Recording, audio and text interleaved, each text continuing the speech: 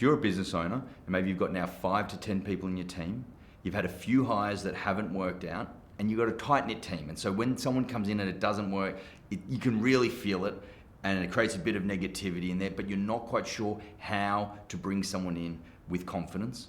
What we're going to quickly run through here is one trait to look for that will change this for you.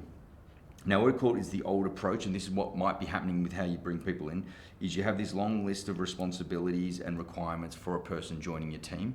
So you're going to talk through things like what their experience is, how many years, maybe they need 5 years of this. They've got great verbal communication, great written communication. They're energetic, they're proactive, they're creative, they're this, all this sort of stuff. And then you design, you've got some hiring process you look at. You're going to look at their CV and see, did they work at interesting companies, where they study, blah, blah, blah. Maybe you phone screen them, right? Then you're going to have interview 1, interview 2, right? And then you're going to give them an offer. Maybe even do some psychometrics or something at the end. And you do this.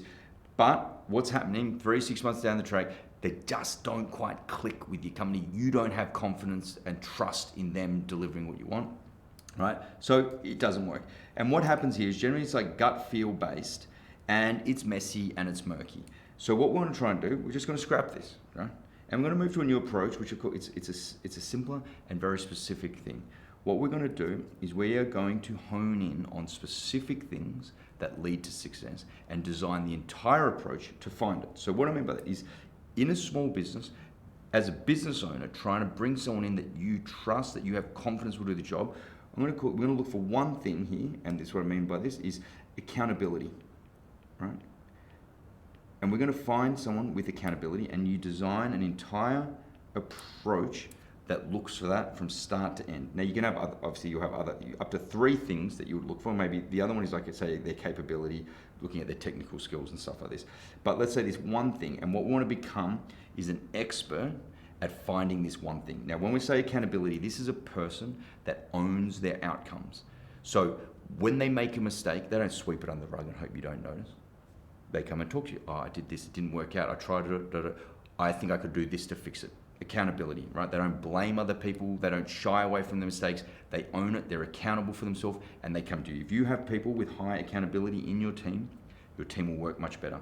Especially like in a close-knit team. This is your business. You need that to feel that trust in it, right?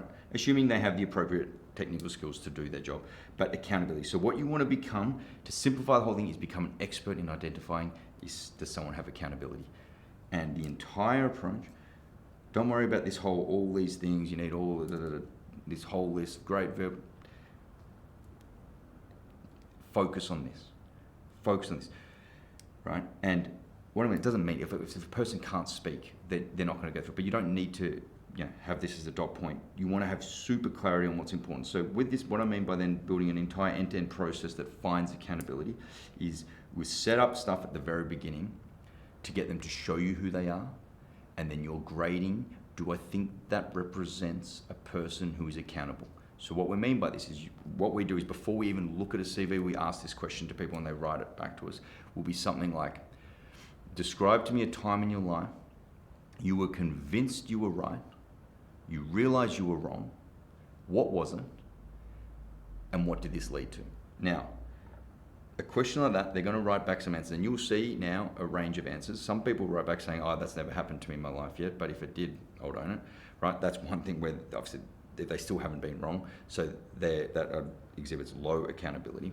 Now, on the other end, someone will say, where do I even start? I'm wrong every single day, but this is one massive thing that happened in my life, and they go on to describe some really cool story. Now, that is now the seed. That's what we call a framing question that opens this thing up. Now, we want to run with a concept like that and take it the entire way through your hiring process. So this is some question at the start. Maybe you then do a phone screen. Pick up the phone and you call the person, and they've actually shared with you something about that, and you're going to ask them about it. Oh, that time that this happened, tell me more about it. What was that like there? And then maybe they just describe a little bit here. Then you're going to be thinking, does it exhibit accountability?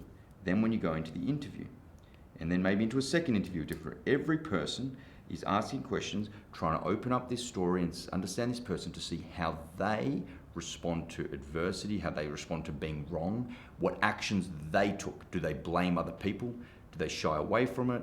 Do they try to gloss it up to make it look good? Or does it go straight into the core of it? Yep, this is what happened. This is what I did. This is what I learned. This is what I own. Did they own it? Were they accountable to their situation? And all the way through it, you're trying to chain and run this whole story, pressing in, trying to assess this. And so, as I said earlier, you are trying to become an expert in identifying accountability. And if you can do that and simplify your whole hiring approach to do that, you can then hire with much more confidence. Because think about this, when they come into your team and you're there and something goes wrong and they say, something went wrong, I don't know what to do, and then you can help them. Or they say, something went wrong, this is what I propose we can do, and then you can say, yeah, I agree with this, or don't agree with this. That is what gives you confidence, that is gives builds trust, that is what allows you to scale your business knowing that that exists. Good luck with it.